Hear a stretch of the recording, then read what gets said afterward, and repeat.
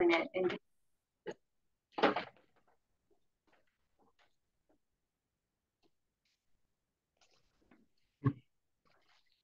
I appreciate everyone for being here. For those in the room, are any of my fellow counselors from Salem present? not yet. Okay. Are they needed for quorum? This group is advisory to the Public Works Director, so not necessarily needed for quorum, but we also have a lot in the room, so like we might be close to quorum. Okay, there we go. All right. You're right here. Okay, thank you. Did you order on those?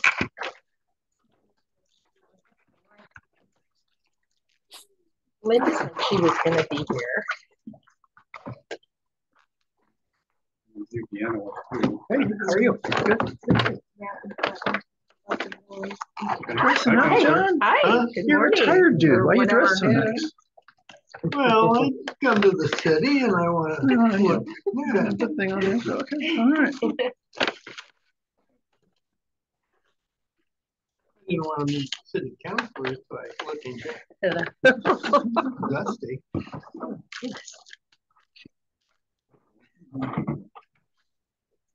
But I am retired, so. That would be nice. Hi. Good to see you again. Oh.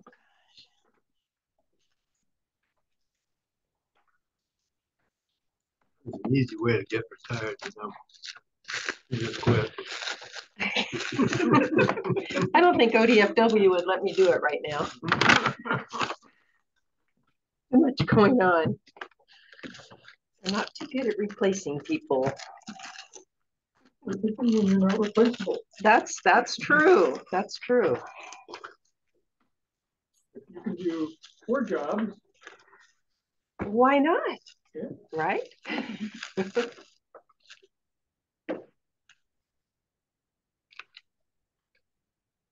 Morning, Counselor. Good morning. Good morning.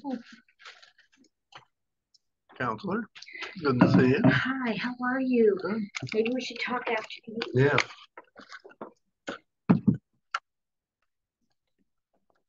Was Kurt able to make it tonight?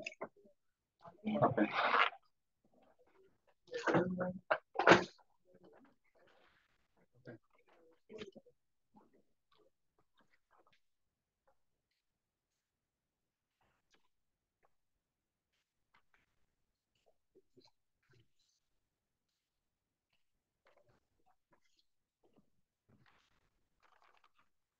How are you doing these days?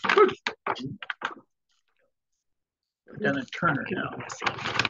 I think it's still expecting Counselor Gwen. Which has the annoying side of being too close to Salem, so we get stuck into all the regulations and everything. So. We can wait 2 minutes. Commissioner Cameron couldn't make it today. Well, an interesting one. I was a disaster recovery for the county for about 9 months. So well, I think I saw you once or twice when you posted it in there. Brian, I can hear you, but I think the mic might be blocked by some of the lunches. Okay. That probably helps if I talk towards the mic too. Yeah, that helps. And I want to thank you for the lunches. As I was driving over here, I went, I'm so hungry. Okay. I was thinking the same thing.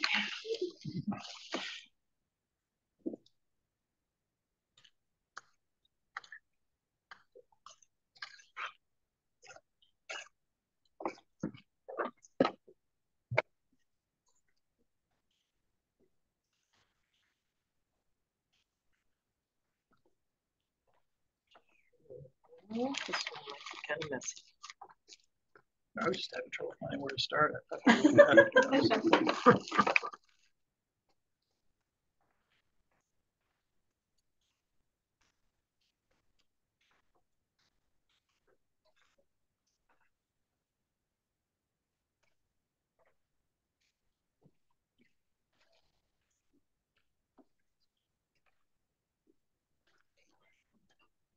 Oh my goodness. Yeah, hi there, Councilor Quinn. Hello, how are you? I Hello, great to see you. I'm doing well, thank you. Councilor Phillips, I think we have everybody that's going to be here today. So if you want to go ahead and kick the meeting off, we will go ahead and get started. Okay, so I see that I am chair, so I'd like to call this meeting of the Water-Wastewater Task Force into order this Thursday, June 20th, 2024. Present are myself, Trevor Phillips, and then in the room, please go around the table and introduce yourselves. Okay, let's start with Deb Gallardi. Deb Gallardi, Rothstein Group, consultant. John Latimer. I'm nothing. He's our citizen at large representative. And land chair at Swan. Oh, And I retired county administrator. I'm Tim Wood, Assistant City Manager / Finance Director at City of Kaiser. Linda Nishioka, City Councilor, Ward 2.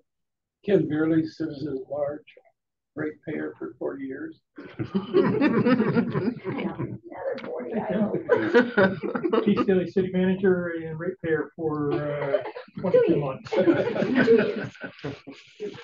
I'm Jordan Truitt. I think I'm here on behalf of the chamber. I'm a commercial real estate broker, but starting to feel more like I'm a professional volunteer. So thanks for having me. Jason Daggett, Suburban East Salem Water District. Deanna Glenn, Salem City Councilor, Ward 4. And Scott McClure, City Attorney. Mickey Varney, Salem City Councilor, Ward 8, and I guess professional volunteer. Brian Martin, the Public Works Director. Alicia Blaylock, I'm an Assistant Public Works Director. Marla Alvarez, Public Works.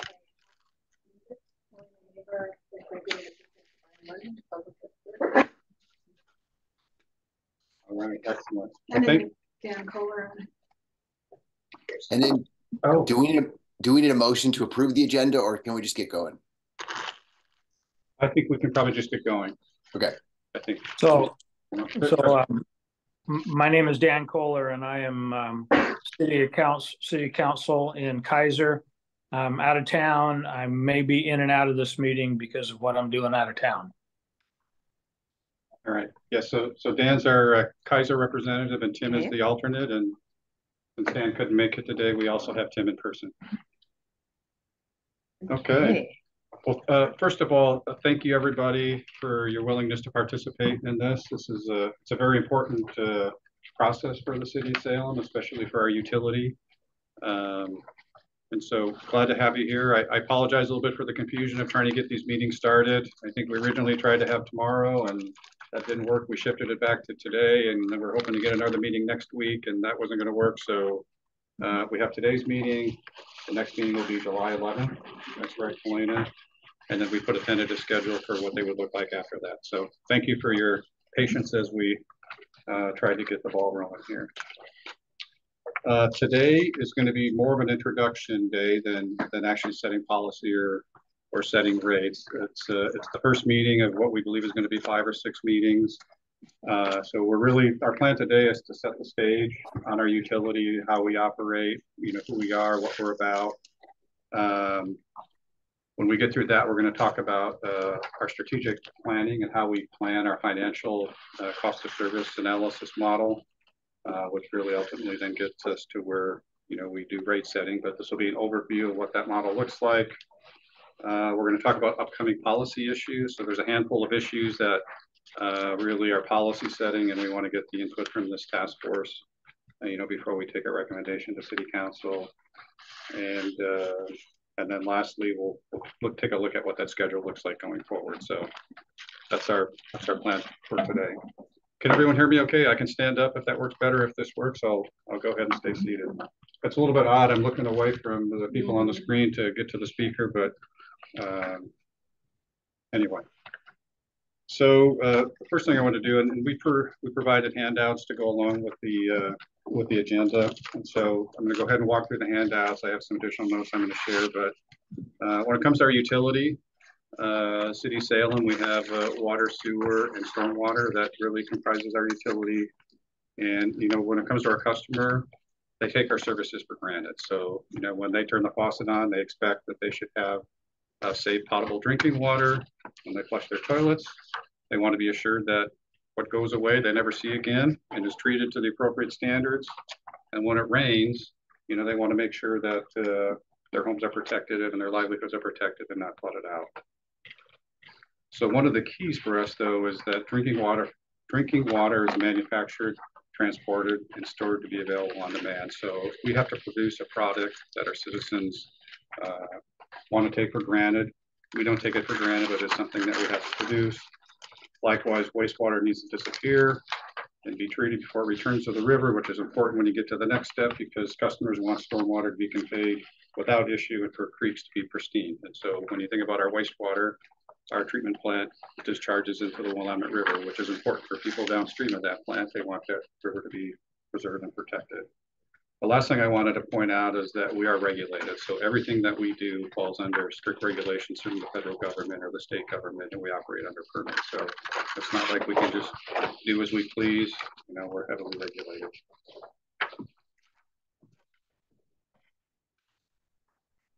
Okay, so, you know, digging down a little bit deeper, and we talk about our utility, what do? We provide the operations, maintenance, engineering, and support services required to manage a large multifaceted utility. And in a few slides, I'm going to talk through what that utility looks like and the miles of infrastructure that we have in place. The other thing we have to do is we have to read meters, we have to bill customers, we have to take calls, we operate a dispatch center. So there's a lot of things on the administrative side that, you know, the customer is first going to come in contact with. That's outside the infrastructure itself. And with that, we have fixed operating and maintenance and debt service costs. So no matter what the volume or the need is on any given day, we have to operate the system. So even if people choose less, you know, whatever would happen, choose to have less drinking water tomorrow, our costs don't go down tomorrow because we can predict that, oh, they're only going to need 15 million gallons of water a day. We have to be prepared for what that demand is on an average day. And in extreme events, what it is on a peak day. We have large and continuing capital needs that we are required to address. We have aging infrastructure, and we also have growth in our community. So I was sharing with Keith this morning, we have a fairly large number of water lines that are over 100 years old in our downtown area. They are past their useful life, I guess you could say. And with water system, that can vary. So depending on the type of material used, how the joints were put together, sometimes older facilities were better than things that were built in the 50s and are newer. But at any rate, when you get over 100 years, you know that it's time for concern. Excuse me. Yes. How much water are you losing now from the old fixtures? Yeah, I think in our transmission lines alone, we lose about 1 million gallons a day. That's just to get from Heron Island down to the city. Yeah. And when you figure that we produce 25 million gallons a day on an average winter day, and up to 50 million gallons a day in a hot summer day, 1 million gallons is a fair amount of water. It's not small. Yeah. The other thing, you know, we have to consider is that our costs are often higher than what the CPI index is. So, you know, if you track things, especially the last 5 years and since COVID, the cost of materials, the cost of chemicals, construction costs, everything we do has risen much higher than what the CPI is. So we may see CPIs in the 3 to 5% range, but many times our costs are 10% or more greater in any given year, just based on. So you're seeing something like 7 to 10 or more? That has been, the last several years it has been that. It's kind of leveled off this last year a little bit, but who knows for how long that's going to last. And the last thing on this page here is, we are a large enterprise and we have to run like a business. So when it comes to providing service to our customers, or to all of our folks that we supply to our customers, we're no different really than PGE or Northwest Natural or any other utility that's out there. They have operating costs, they have asset costs, they have delivery costs, and a structure has to be in place to be able to afford to cover all of it.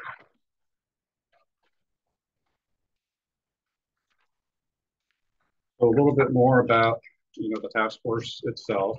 So everyone's gone around the room and introduced everybody, so I don't know if I'll go through this first bullet. But really the goal for this committee is to consider policy changes, make recommendations to public works established.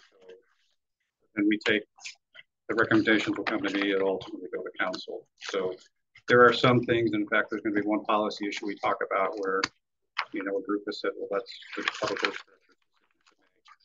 When I look at it, it's very, could be somewhat controversial, and I don't want to make that decision. That's why we have a city council, and I prefer to take that to a city council and get a recommendation from higher for that. So, and then this last bullet. So we meet every 2 years. That's been, you know, as part of our charter. It's in the code since I think at least 2000, Alicia.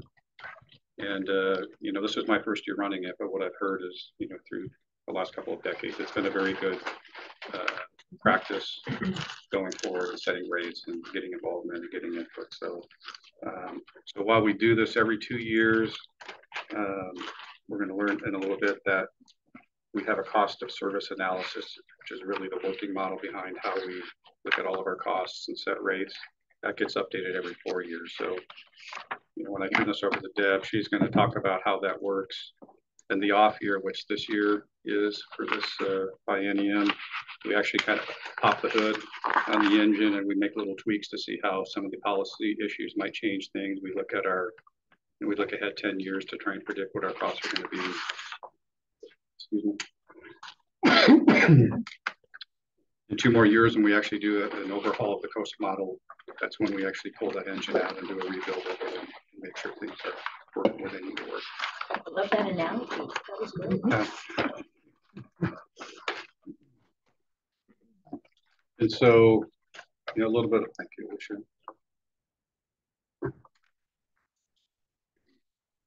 So a little bit of what we've just been talking about is really wrapped into this council policy C14, which, you know, your financial plan and rate proposal shall be prepared and presented to council biennially in even numbered years. Comprehensive cost of service analysis update shall be prepared every 4 years. And that next one will be in 26 and 27. So ultimately, when we get through the end of this process, we're going to have a recommendation on what we think the rate should be based on all the different analysis that we're looking at this year, and hope that you will then make a recommendation that we would take forward to the full city council. And then that rate would be in effect then for 2025 and 2026. There'll be a public hearing process in order to adopt the rates, and afterwards, I already mentioned January 2025 and 26. One thing that has worked well for this committee in the past is looking at lower steady rate increases versus having spikes or taking a year off. I think there was I think during the Great Recession, a year or two was held flat, but then that really put us in trouble and we had to have a significant increase after that. So, and while the flat felt good for folks at the time, it was painful to have a much higher rate when the time came due. So.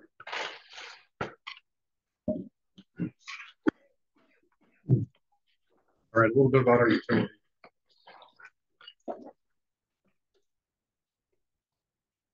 So I'm going to go ahead and start where it begins, up on the Mount Jefferson,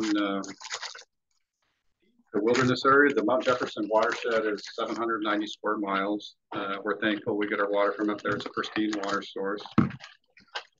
That water then flows down through Detroit Lake, Big Cliff Reservoir, down to Guerin Island, before we then put it in where we actually collect the water, treat the water, and then we send it through our transmission mains down to Brandon Reservoir, which is above Turner.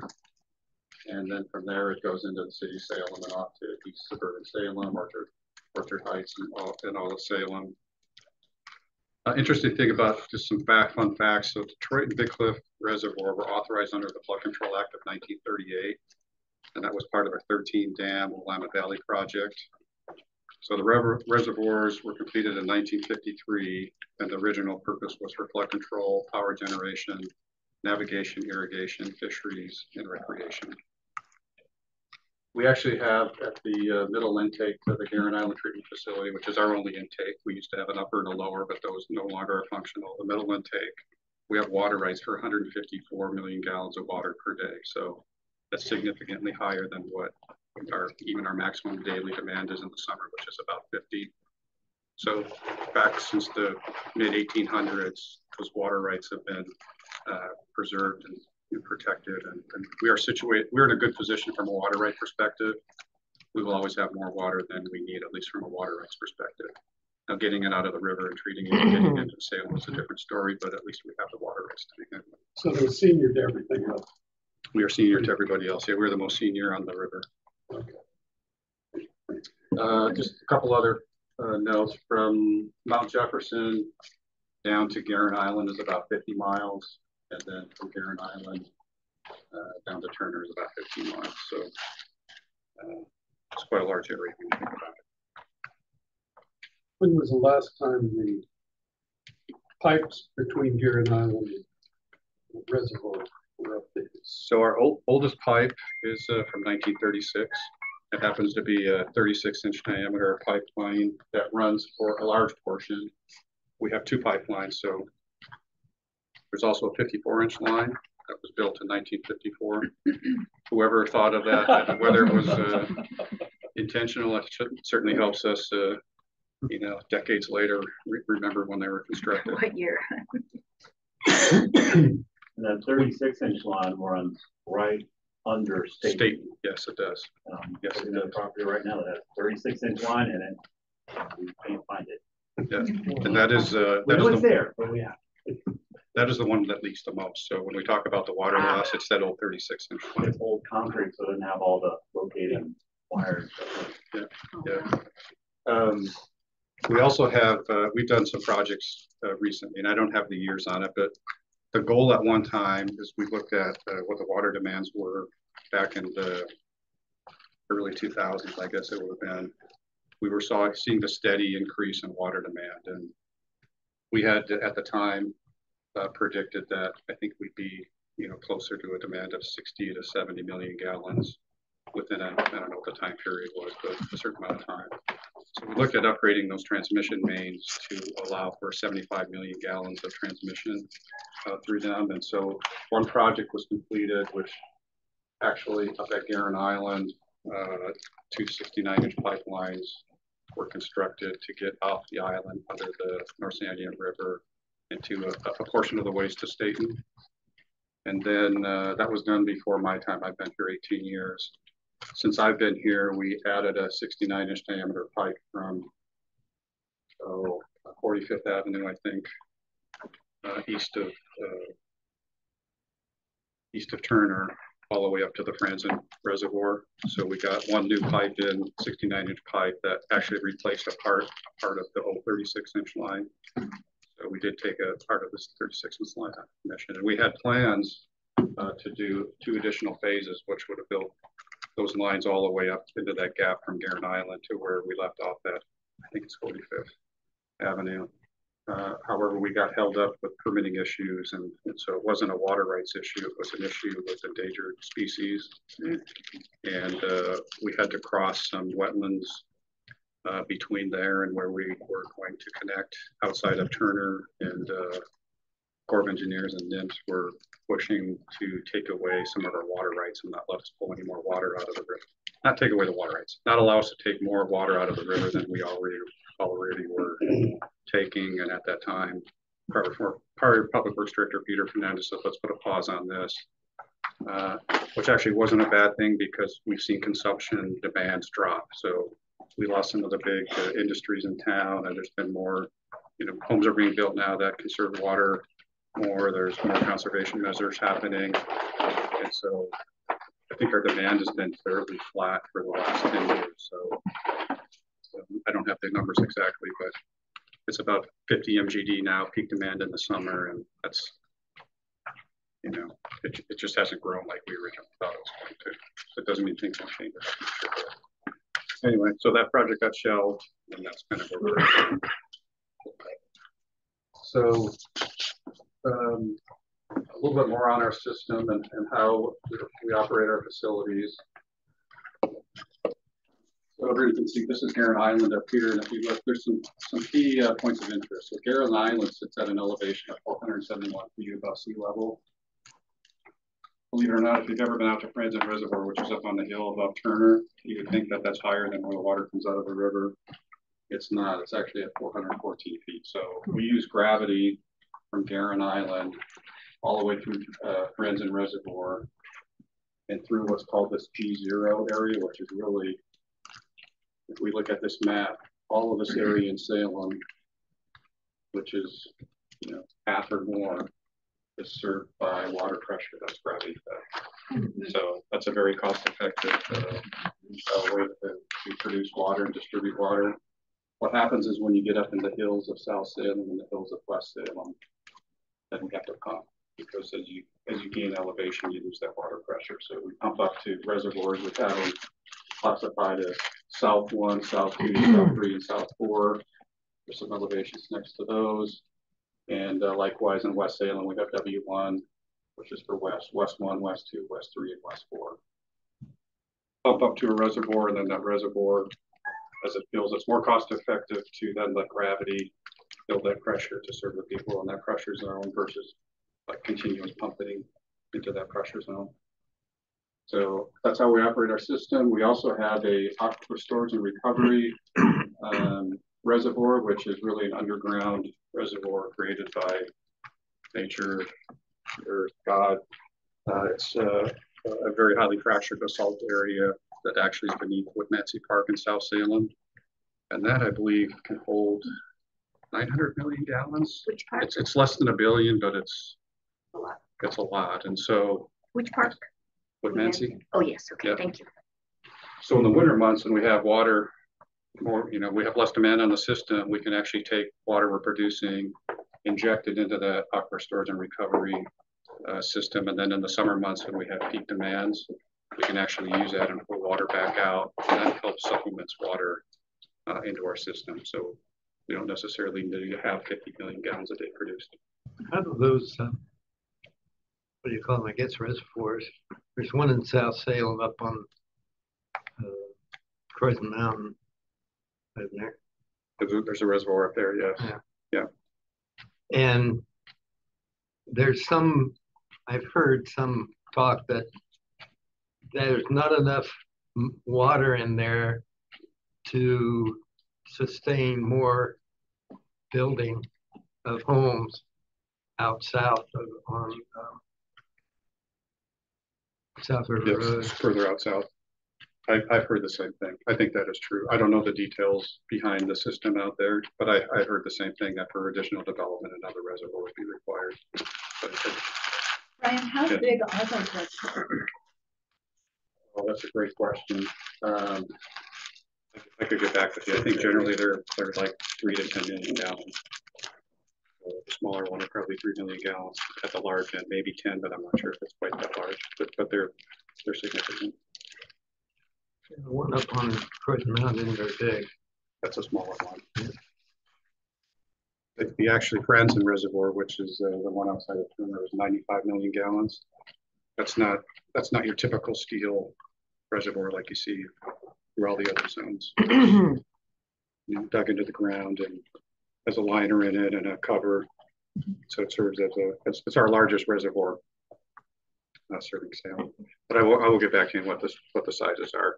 I'm quite sure we've had a 6 million gallon, and I think we have some smaller ones. I don't know if we've gotten up to 10, but it's somewhere in that range.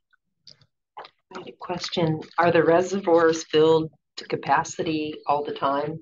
I mean, is that what we try to do? Yeah, they're always fluctuating. So depending on how much water is being produced, what the demand is, they're trying to keep them as full as they can, but it fluctuates through the day. So I think a lot of them get filled back at night, in the evening when the peak goes down. And so we have at our operations building what's called a SCADA system that actually computer screens that shows the elevations on all the different reservoirs, shows what pump stations are pumping, and that data to try and balance the needs of the system. The goal would be the more pressure they have that will supply the system. So they never want them to get too low. We've had, and council has seen a couple of emails this last year where contractor hit a line and an alarm didn't go off and the reservoir drained out. Yes, and once that pressure is gone out of the system, we have concerns of contamination or backflow getting in, and so then we have to go out and chlorinate the lines and do notices that don't drink the water until we get it retested. So we never really want to ever see that reservoir out of water because it creates those problems. Sure, that makes sense. That makes sense. And then there's the residences are basically gravity fed from these reservoirs. Most of them are gravity fed from the reservoirs. Yeah, we try to be between I think about 40 and 70 psi is kind of pounds per square inch of water pressure. I think the laws allow us to go up to 100, but there's a point where it gets too high, and some people, too much pressure isn't a good thing.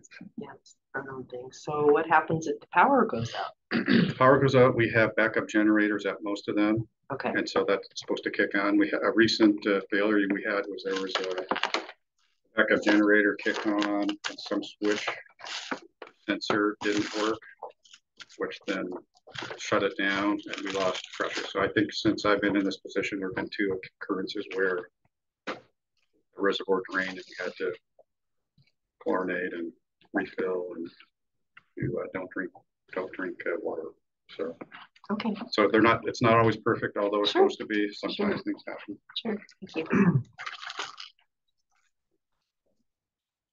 you. Go back now? Yeah, sorry. So just some key notes up here on the system. Average water demand is 36 million gallons per day. That's the average you take every day throughout the year. So it can kind of peak 50 in the summer months, around 25 in the winter months.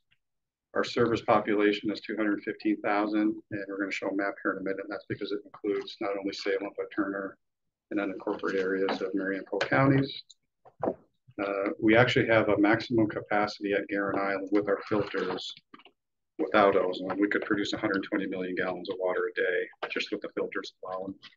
We did not design ozone to do that because the cost would have been, it was already $60 million. I'm not sure what it would have been to accommodate 120 million gallons, especially if we probably are never going to get there. So ozone aside for 60 million gallons of water a day, that gives us kind of where we're at, plus a little less than a 20% buffer for growth. We also have groundwater wells there that we could supplement the water system with if needed. We talked about Franzen Reservoir, have a 95 million gallons of capacity. Here's some of the big things. 786 miles of water mains, 19 reservoirs, 21 pump stations.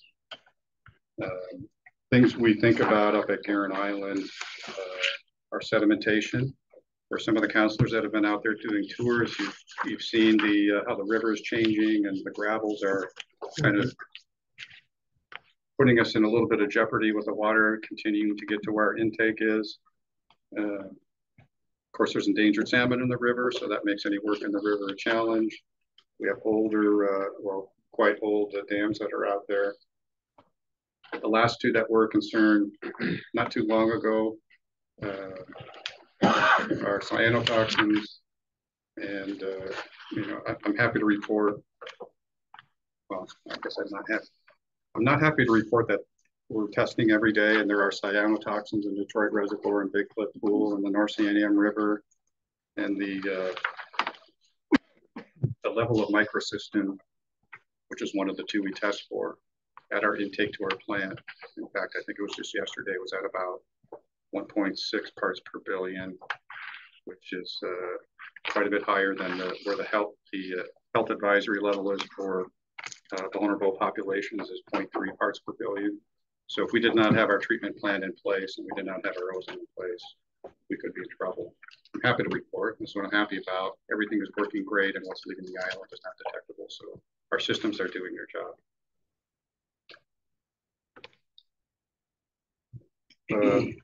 This map we thought would be helpful just so folks can see the area that we serve water. So of course we've got blue is Salem. We also have retail customers in Eola, Technica, and Jan Ray. And then their wholesale customers are Orchard Heights, way out in Northwest Salem, the city of Turner, and suburban Salem. We also have emergency connections where if Kaiser ever needed water, we could supply Kaiser, and likewise with Staten. In fact, when Staten last week saw the microcystin levels testing high, they got concerned and asked if we'd be able to help them out if they needed to, but we have not heard back. I assume their systems are working and taking care of it at the moment as well. When we had our algotoxin issue back in 2018, I believe we took water from the city of Kaiser, so that's what we were distributing to citizens. Excuse me, where are your wells? I should have asked that question back when you had the. So I don't know that we're using any wells outside of the wells at Garen Island. There were a couple other wells, and I'd have to find out where they are. You used to have wells that. Yes. In East Salem. What's that? In East Salem, but we're not. Using them. I think there was one in West Salem too, but I think there were some concerns with something with the water in it. You don't see any future need to use those? No, not at the moment. I think if we ever had to, we'd have to look at different options. I think those wells did not produce the water quality that it. So we do have wells out at Garen Island, and we could get about 15 to 20 million gallons of water a day just out of the wells out there. If we ever had to close the gate, there was a accident up the highway that had, dumped fuel out or something, or So we do have some resiliency with the wells that we have out there. Where we don't have the resiliency is the transmission mains between there and here.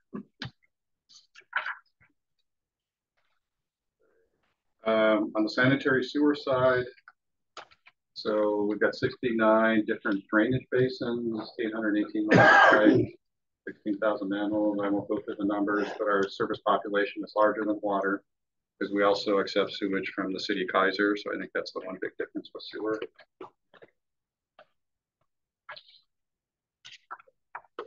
We treat all of our wastewater at the Willow Lake Water Pollution Control Facility, which is just outside of Kaiser, northwest of Salem. And so I guess I'll just kind of go through that real quick. So that's our primary wastewater treatment plant.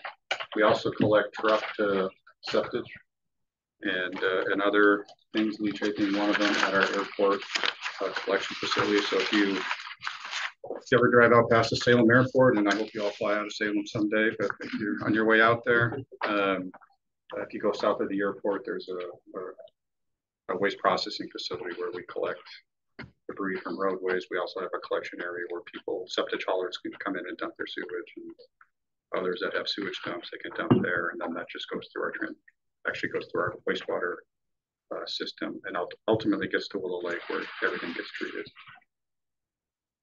Out at Willow Lake, during wet weather, we can treat 155 million gallons per day. It is designed for dry weather at 35 million gallons per day. And we're showing an average there, but typically in the summer, it's about summer when the flows are lowest, it's about 25 million gallons per day. So if you look at the dry treatment, we have capacity above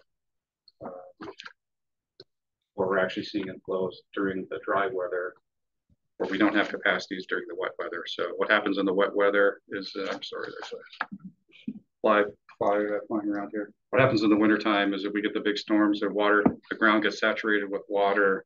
That water leaks in all the old cracks in pipes and pipe joints. Sometimes stormwater gets in, and then the amount of wastewater goes up significantly. Now it's highly diluted, but the volume is very large. And so we can take 155 million gallons here. In the next slide, we're going to talk about River Road, which is a peak wet weather facility that can take an additional 50 million gallons per day. So typically in wet weather, we can handle 205 million gallons. What happened this last winter is there was a few overflows where it was more than 205. What is your frequency of exceedance? This last year was a bad year. We had 8 SSOs this year. Not all at the main plant. Some of them were in different areas in town where we had issues.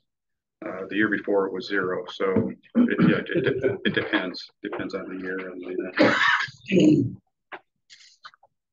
All right, Elena, I want to leave you up some time here. So this is, Brian. Yes.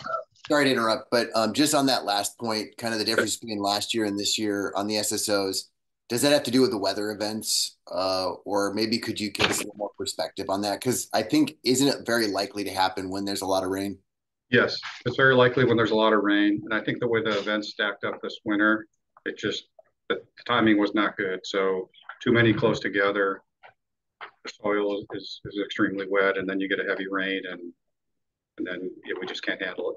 Part of the problem this last winter was the main line that goes out to Willow Lake had reached capacity, and we couldn't push any more through. So I think Willow Lake had a little bit more capacity to treat, but we couldn't get it there without spilling out of the pipe and out in the streets. And so we had to try and do everything at River Road, not everything. What was left that the pipe couldn't handle. And then it exceeded the 50 MGD. And so I think there was a day where we ended up having 2 or 3 million gallons of SSO into the Willamette River, I think during the worst of them.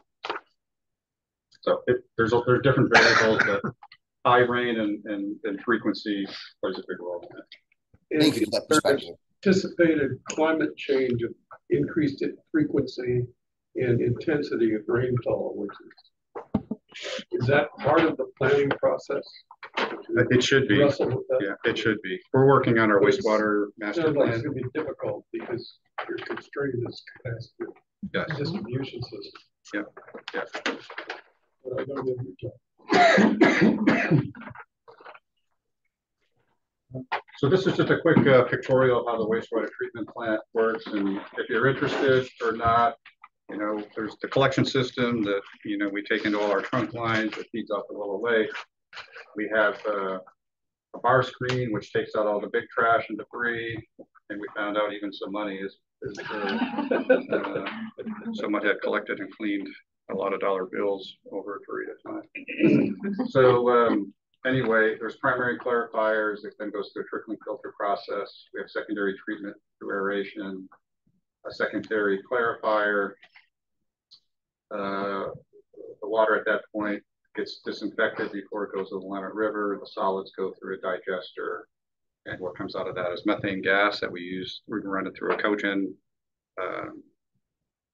machine. Cogen engine produces electricity that powers about half the treatment plant, and then what's left over is biosolids, which then go through a land application process on farm fields.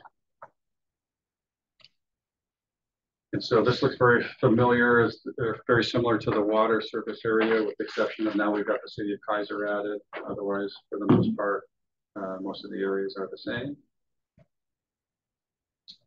And we thought it'd be helpful just to see the scale of all the pump stations that we have, in order to operate the sewer system. So 31 different lift stations.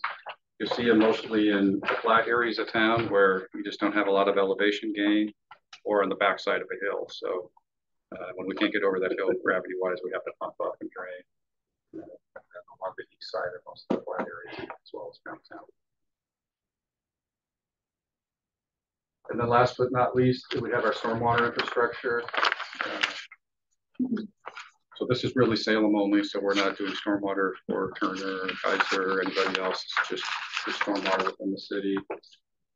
You can see all the notes there on the different basins and miles of streams and drainage pipe, ditches, public detention, private detention, catch basins, cleanouts, manholes, culverts. What we don't show on here is green stormwater infrastructure. So now with our existing MS4 permits, we have to treat stormwater, and we do that through green stormwater infrastructure, which has plants, vegetation, special materials that help filter contaminants out before it actually gets down into the pipes that go to the creeks. And where we can, we try and infiltrate as much water as we can back into the ground, and actually try to keep it out of the creeks.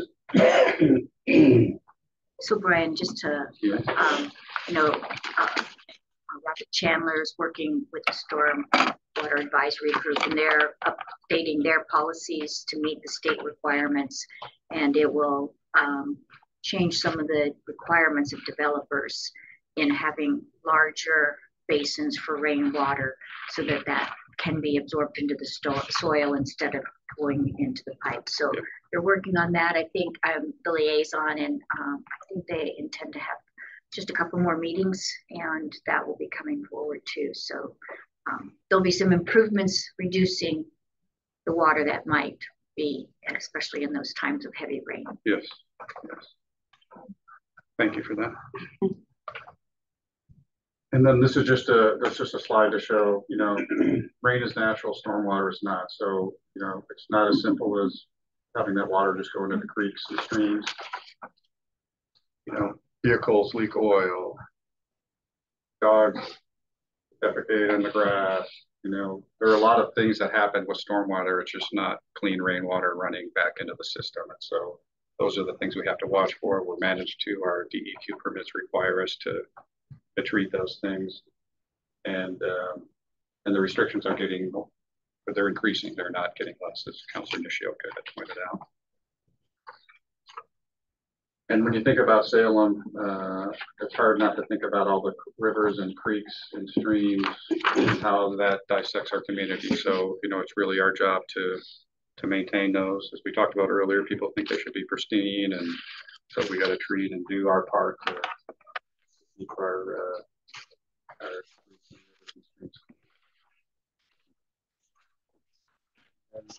my last slide before I hand it over to Deb. So when you think about the utility, and we just kind of talked about all the infrastructure and how it all works, there's a lot of people behind the scenes making it work.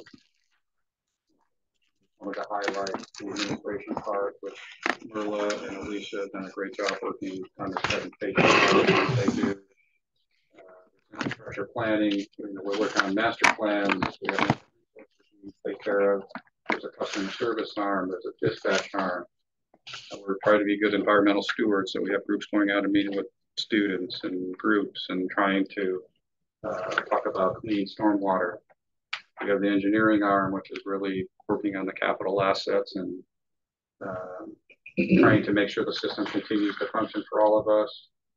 We have a laboratory at Willow Lake that they not only test the wastewater effluent from the treatment plant, they do all of our cyanotoxin testing up in the reservoir at Guerin Island. And one thing that they have done a great job at is giving us same day or next day data. So back in 2018, our tests were getting sent to Ohio, and there was a 2 to 3 day turnaround before we get the results back. Now, many times, well, I can tell you every day I see a set of tests at the end of the day, and usually they're from that day. There may be a carryover of a couple from the day before. So we know what's happening real time. We have environmental group, and then of course public outreach. So the last thing I will leave you with before I turn it over to Deb, and I'm behind here a little bit, but we are a growing city, and in the last 5 years, we've added 25 miles of water main, 20 miles of sewer mains, and 29 miles of stormwater mains. So, you know, from a growth per year perspective, that's between 2.4 and 5.7%. So on a stormwater side, from a stormwater perspective, you know, every 20 years, we'd be adding what we already have in place, right? Or what we already had for the last 100 years. So we're not growing at 1% a year with this stuff. As development comes in, we're adding more and more. And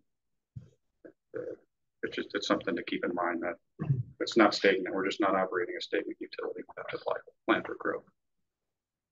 Thank you. Good segue for growth.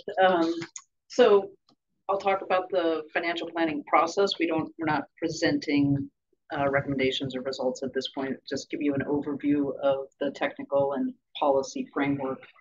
The utility has followed what we call a strategic financial planning process since 2000. And it provides a comprehensive look at the rates, which all of the three pie slices on the left have to do with the rates. The blue is the systems development charge, which is that component that looks at the charges that are related to growth, that providing that additional capital for growth. So we're not looking at that right now, but the utility will be taking that up soon, within the next year or so. The rates, as Brian said, the last deep dive into the cost of service, or we refer to as COSA, was done in 2022. That's the yellow quadrant there. And that looked at both the revenue slope, which is the overall revenue needs of the utility, as well as how much each customer class and each customer contributes to that need. So the customer classes are like the residential, commercial, industrial. That's what COSA really focuses on, is how should those costs be shared? And then the rates design is all about within a class, how much each customer pays through their fixed or their volume charges. We are looking at the lighter green, the annual financial plan review and the biennial rate proposal development, which really is focused on the revenue slope, as well as other related policies that come up every so often. So, and Alicia will talk more about that. So with the development of this rate proposal, is a very much a data-driven process. I mean, we were looking at inputs like to the financial model, like customer accounts and usage and the budget financial data. Then we, we're trying to project forward, in this case for 2 years, but we take a longer look because of the commitment to try to smooth rate increases wherever possible. But the cash flow projections take into account just general assumptions about economic growth and activity, staffing levels for the utility, and of course the capital funding plan, because this is very capital intensive operation. And then that all comes together as part of the rate proposal. And that's where the policy balancing of policy objectives comes in of, well, we really need this much, and we really ought to be planning financial reserves and things at this level, but we really want to keep the revenue slope lower. So this all shows everything going smoothly in one direction. Sometimes there's a iterative process of going back and looking at those assumptions again. So the foundational rate objectives that we evaluate the rate proposals. A lot of these relate to the cost of service analysis, but this first box here we'll talk a lot about is the resiliency of the financial plan and the rates. The system has to be resilient and able to provide water, wastewater service under different conditions. Seismic resiliency we talk a lot about. It also has to be financially resilient in order to respond to unexpected expenses or reduced revenues, things like that. So a lot of what we do in terms of planning the rate slope or the revenue slope has to do with that resiliency piece and maintaining sufficient cash reserves, which we'll talk about.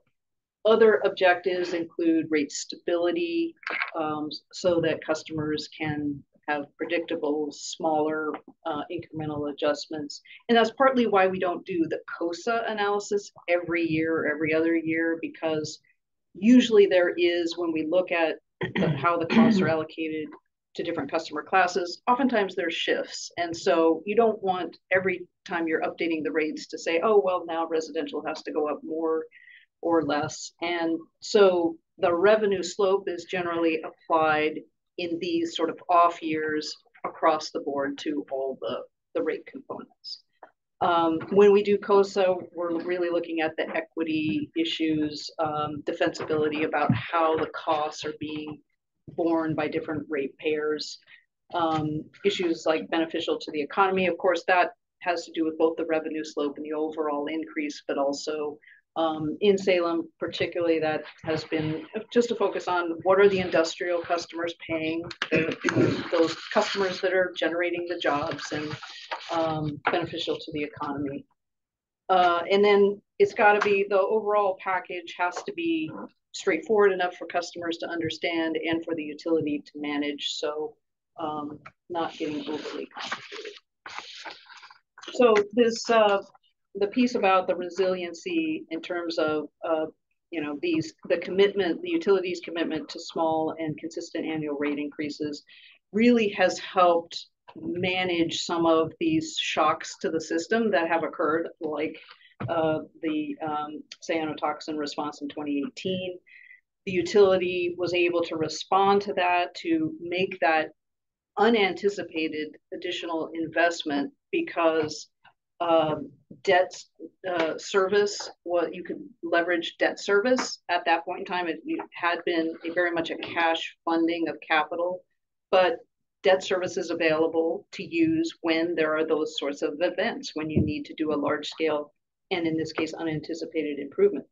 So the financial plan helps to evaluate what's the best way to respond to that. There were adequate reserves. So you can see the lines there that look at the 10-year rate increase history. Generally, those have been below what the average has been across the country, which has tended to be about 2 times the rate of inflation.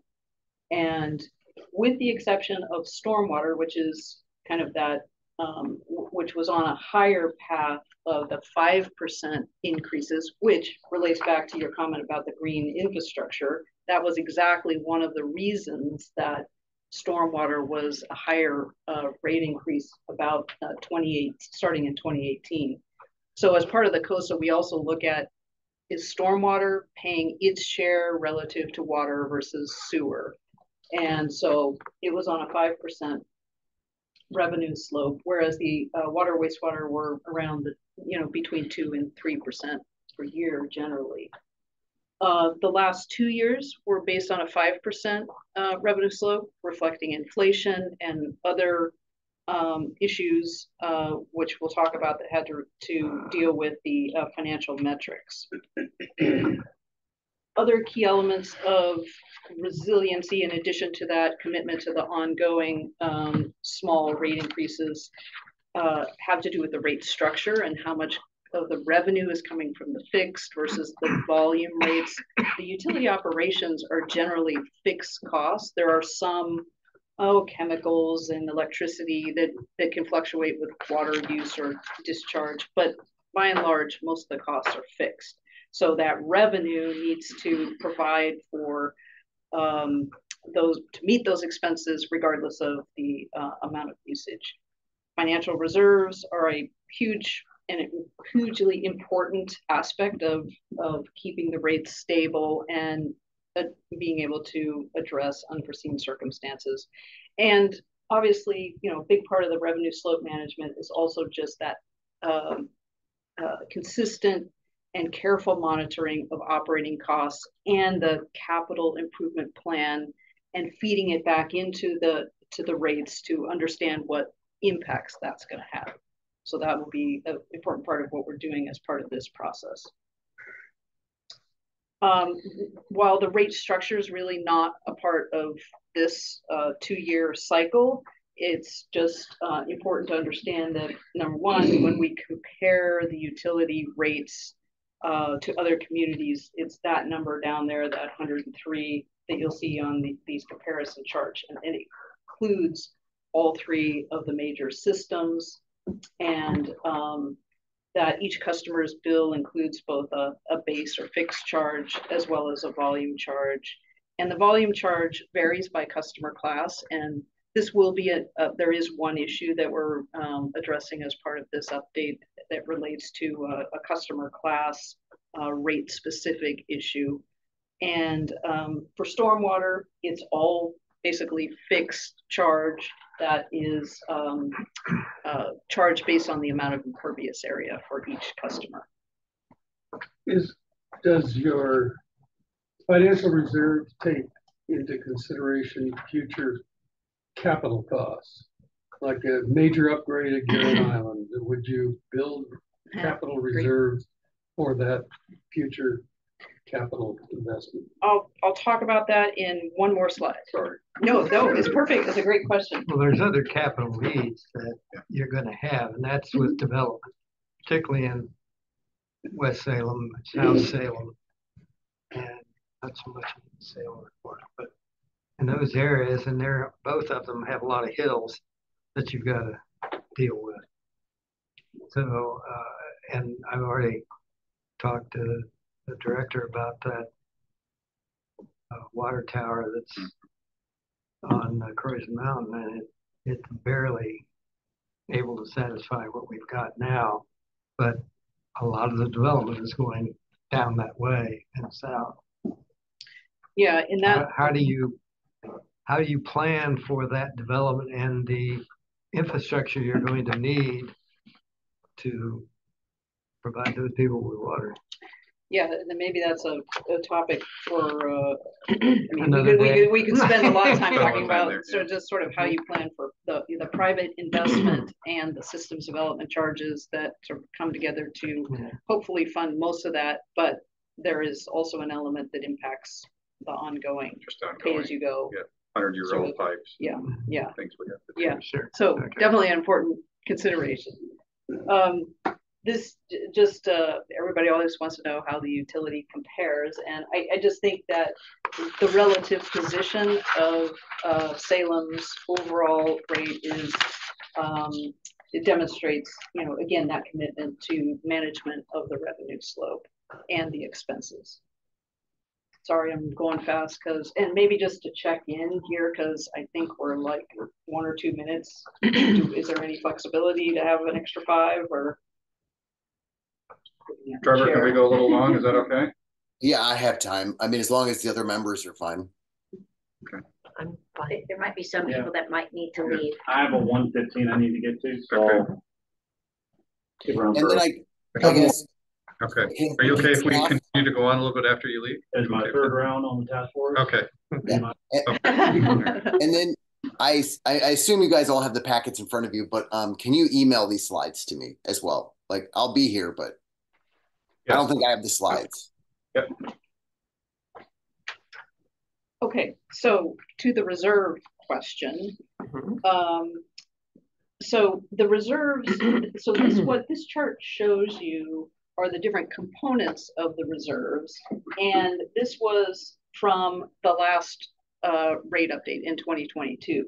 So a very important consideration in the Water-Wastewater Task Force recommendation to have a 5% revenue slope or, you know, annual rate increases had to do with this chart right here. That in addition to, it was needed to both meet the projected operation and maintenance and capital needs that were anticipated over the planning period. And while you're recommending a 2-year rate increase, we take a longer look so that we can plan for those future more larger, if there are larger scale improvements that are needed.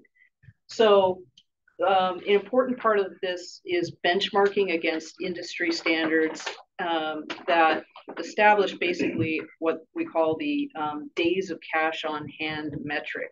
So there are different components of the reserves, and each one of those, you know, may have different policy requirements. Like the debt service reserve is specifically tied to how much debt is due into the next year. The operating reserve is follows industry standards. 120 days of operating expenses should be on hand for cash flow management. But overall, the metric is this total days of cash on hand. And when the rating agencies, when the utility has to issue debt, when they look at the resiliency, the credit worthiness of an operation like this, they're looking at this as one of the key metrics of, are you within kind of this benchmark range of 150 days to 250 days, which is a pretty broad range. But through the discussions and all the uncertainty of the high inflation that we were experiencing 2 years ago when this was taken up, the group felt it was very important to hit a target that was in the middle of that range rather than just barely getting by, which is what the 3.5, I think, revenue slope was.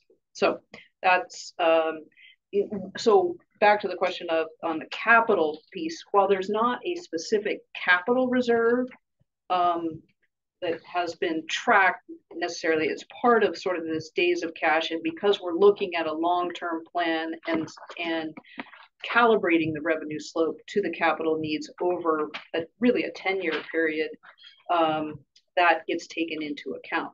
That's not to say that you couldn't establish, if you knew that something was coming down the road, and start setting aside like a sinking fund kind of thing. But that hasn't been needed at this point. So reserves are an important part of how we balance risk. You know, the financial plan tries to anticipate what the expenses will be, what the revenues will be. Things don't always occur as we thought they would. Surprise. So reserves are part of hedging that risk. And we also look at trends in customer growth, water consumption, which has been trending down. It's kind of stabilized with warming and drier conditions, but still we anticipate with the higher efficiency plumbing fixtures that trend will continue down somewhat. And we can't really anticipate pandemics and things like that, but adjusting for those circumstances as they occur is needed. So the next steps of our process will be completing that technical work and bringing back to you our best projections of revenues and requirements, sharing with you what the assumptions are, helping you kind of evaluate that risk level and the revenue slope in that context, and then considering the other policy issues, which Alicia, I think, is going to talk about. Okay, I'll try to wrap it up quickly. We do have a number of policy issues. The first and most important one, of course, is to make a recommendation on that revenue slope. But the next three are either things that could add to other revenue or subtract from other revenue, and so that would impact our ability to stay on that revenue slope and would impact our rate setting. So we'll try to cover those together as part of our utility rate proposal. And then the additional policy issues listed below are things that we want to bring to you either as information or for you to weigh in as a policy issue. And then I added that we have a new utility billing system that we're going to be implementing hopefully late summer, early fall, and we want to give you some information on that just so you can be good ambassadors or informed residents and people on this task force. So okay, so those are the main policy issues. If we go a couple more slides, there's a list of the actual schedule, how we think we're going to break them out in terms of meetings, and then our outreach and public hearing schedule.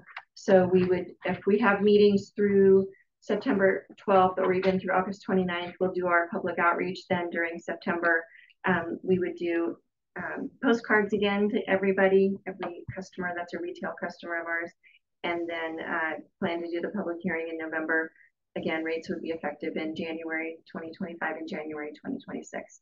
Even though they're effective in January, they don't show up on bills until February. That's just a timing issue. Do you have any questions for any of us? It's a lot of information. Do you feel like you're drinking from the fire hose? Probably. Doesn't feel like gravity. The only thing that I've got a question about, and I guess it's in these numbers somewhere, is how you financially plan for kinds of things I talked about earlier, and that's development and the need for additional infrastructure to meet that development, particularly in places where it's hard to get, like in South Salem and West Salem. Yeah, I mean, generally we're relying on SDCs, or we'll do reimbursement districts if we have to. Those are the two ways we generally deal with capacity for development versus actually taking money out of rates for development. But we're show seeing us how that works compared to what we're getting here. Well, we're what's the best way to say it? We're not doing that great on collecting versus what's being desired, right? So the amount of SDCs we're collecting is not keeping pace with the development community needs. Those of us who live in South Salem are concerned about our water. Okay. If they start taking it all away.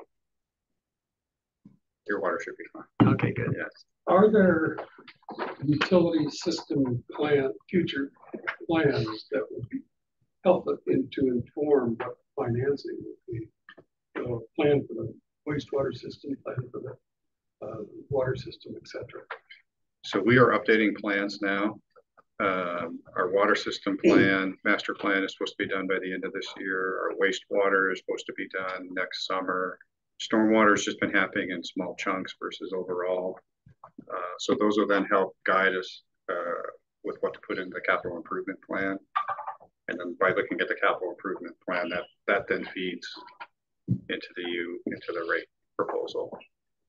So I'm struggling with the timing here. We're being asked to develop limited policy on rates, but that will be influenced, I would think, by what the future plans.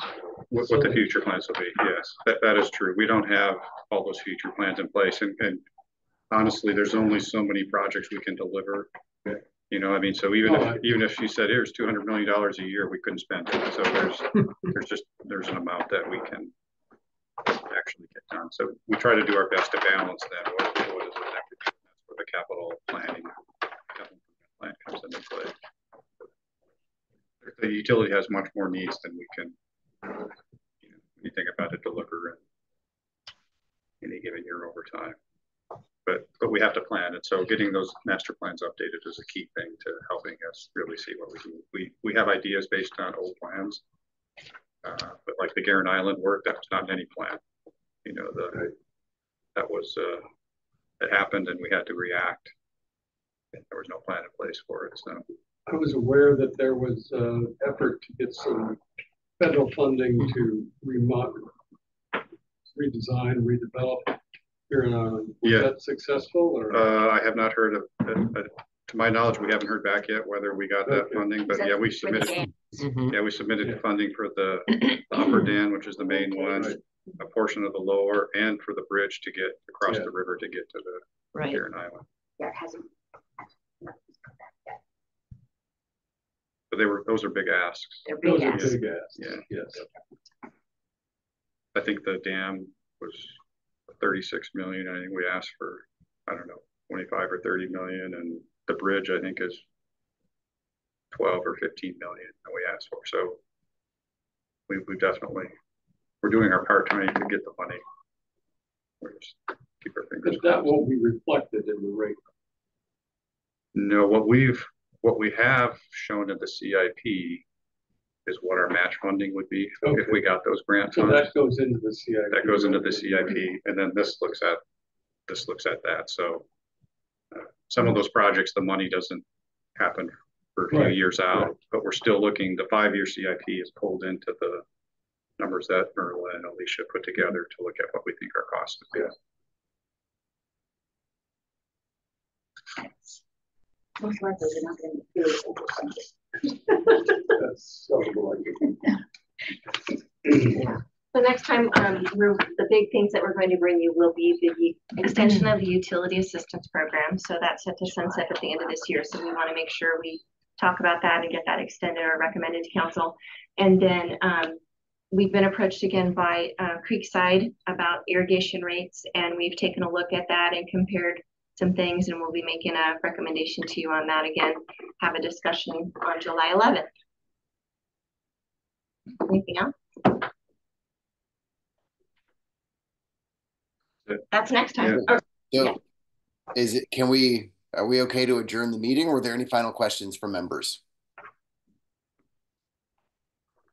Hearing no additional questions, let's adjourn the meeting officially. Thank you, Trevor. Thank you. Thank you, Trevor.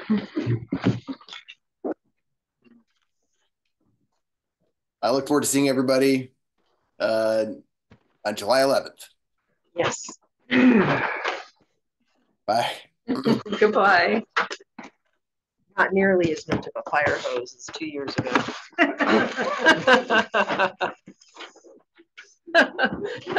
Every couple of years it gets easier, right?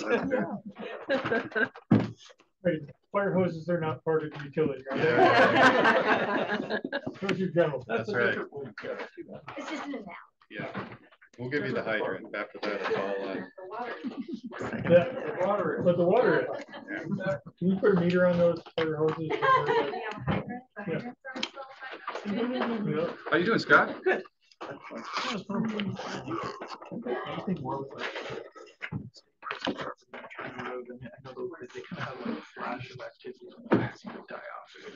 Oh, with that development over there? So I have not been. Yeah, so I have not been.